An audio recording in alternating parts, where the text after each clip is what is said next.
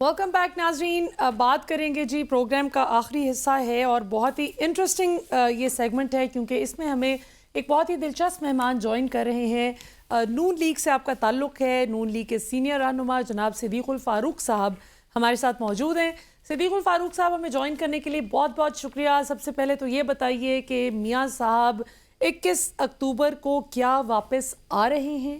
اور دوسرا سوال ساتھ ہی کلب کیے دیتی ہوں کہ اگر وہ آ بھی جاتے ہیں تو جس طرح شاہد خاقان عباسی صاحب نے کہا اور کئی لیگل ایکسپرٹس بھی یہی کہتے ہیں کہ بہت مشکل ہے اس بات کا ممکن ہونا کہ میاں صاحب جیل جانے کی بجائے جلسے کر سکیں.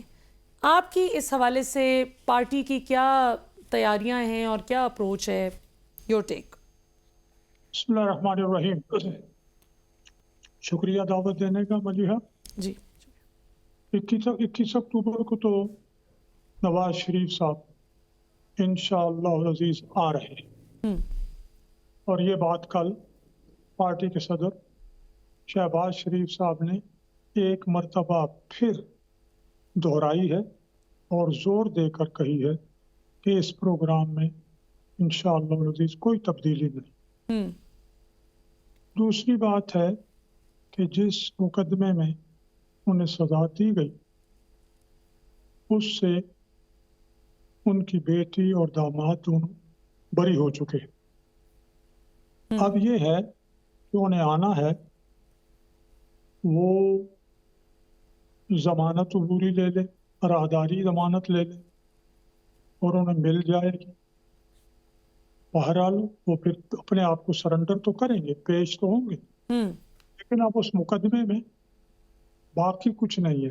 یہ مقدمے سارے ہی جھوٹے بنے اور یہ جو سپریم کورٹ کے فیصلے بہت سے ہائی کورٹس کے بھی ہیں کہ پچھلے دور میں نیب کو بازو مروڑنے کے لیے، سیاستدانوں کی وفاداریاں تبدیل کرنے کے لیے ایک آلے کے طور پر استعمال کیا گیا. صحیح. ملک میں اب وہ بندیال راج نہیں ہے، نہ وہ ان سے پہلے گلزار اور دوسرے لوگ جو تھے وہ راج نہیں ہے. اب میرا خیال ہے اب کس کا راج ہے؟ آئین اور قانون چلے